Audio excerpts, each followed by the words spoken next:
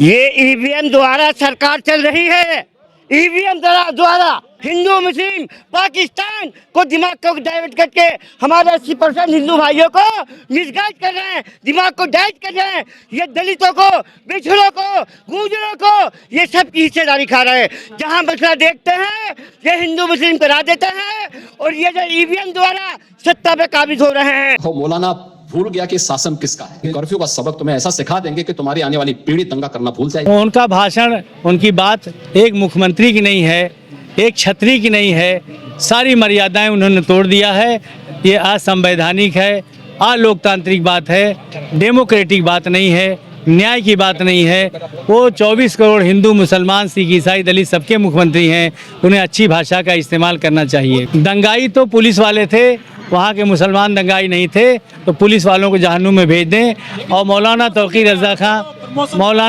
रज़ा खां और बरेली के मुसलमान बेकसूर हैं, उनको रिहा किया जाए। उन पे गलत मुकदमे कायम किए गए हैं, उन मुकदमों को हटाया जाए। और जिनके घर तोड़े गए बुलडोजर से उनको मुआवजा दिया जाए। नया रवाज तो रोज़ होता है। दुर्गा पूजा नहीं यूपी में होती थी, महाराष्ट्र से आई, वहाँ बंगाल से आई, दुर्गा पूजा शुरू हो गई। गणेश जी की पूजा यूपी में नहीं थी, महाराष्ट्र से गणेश जी की पूजा शुरू हो गई।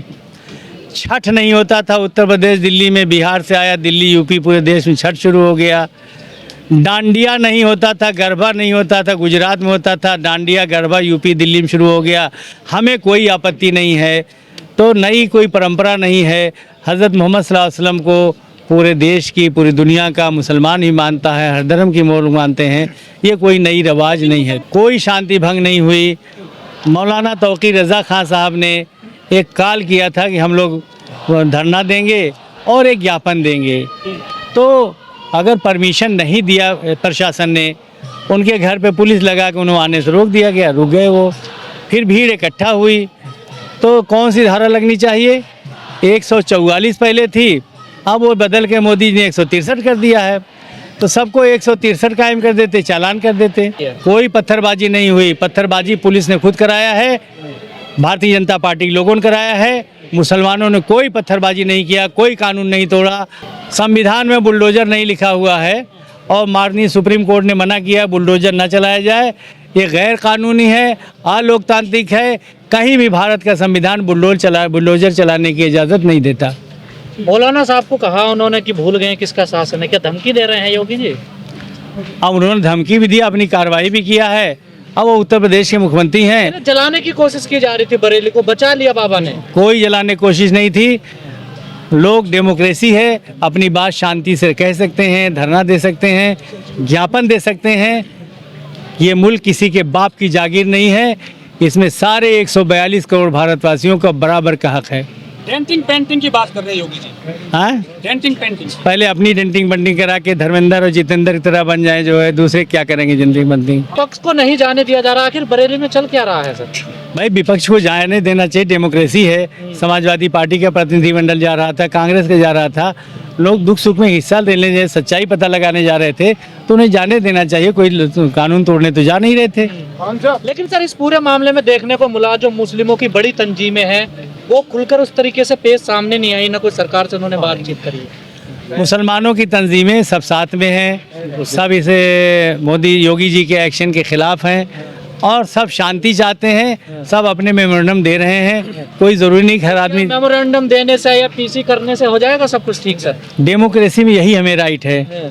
तलवार उठाने का, बंदूक चलाने का राइट नहीं है। यही राइट है कि धरना प्रदर्शन देना, राष्ट्रपति, प्रधानमंत्री, चीफ जस्टिस ऑफ इंडिया तक अपनी बात पहुंचाना, यही राइट बाबा साहब अम्बेडकर ने दिया। उत्तर प्रदेश हमारा बहुत अच्छा है, देश हमारा अच्छा है।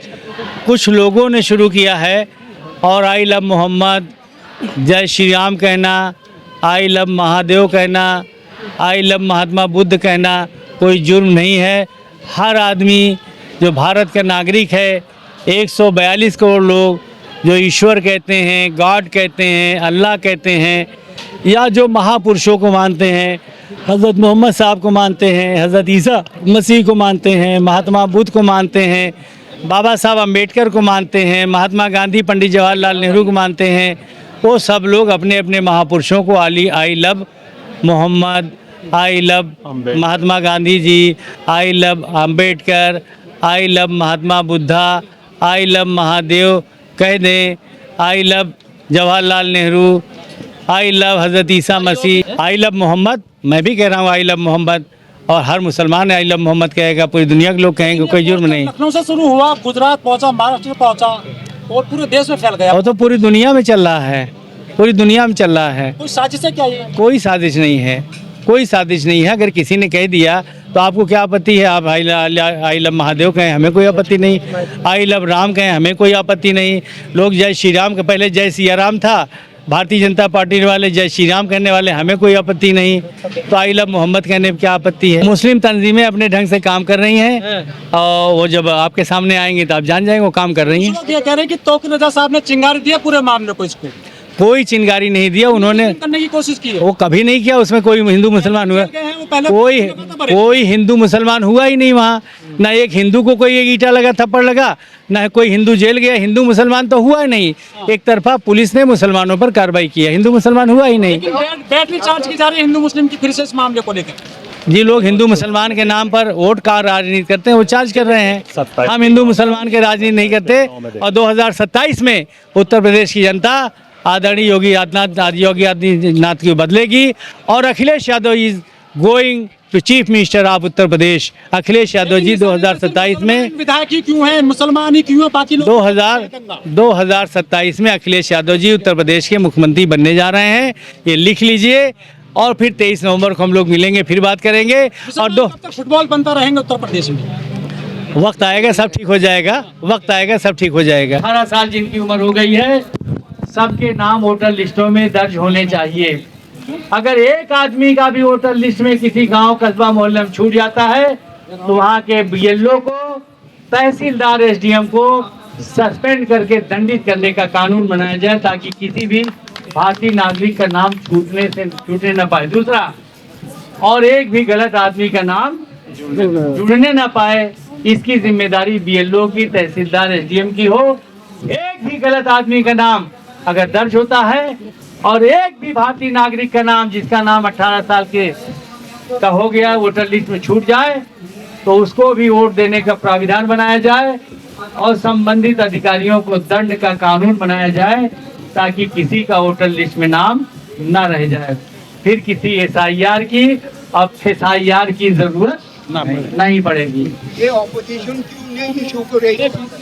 मैं अपोजिशन में हूँ, समाजवादी पार्टी का नेशनल सेक्रेटरी हूँ, अम्बेडकर विचार मंच का राष्ट्रीय अध्यक्ष हूँ, तो भारत किसान यूनियन का राष्ट्रीय अध्यक्ष हूँ, हिंदुस्तान उद्योग व्यापार मंडल का राष्ट्रीय अध्यक्ष हूँ। इसमें सब राष्ट्रीय नेता ही बैठे हुए हैं, कोई कम पढ़ा लिखा है और बेकार लोग नहीं बैठे, सब राष्ट्रीय नेता है और अलग अलग पार्टी और समाज के भी हैं।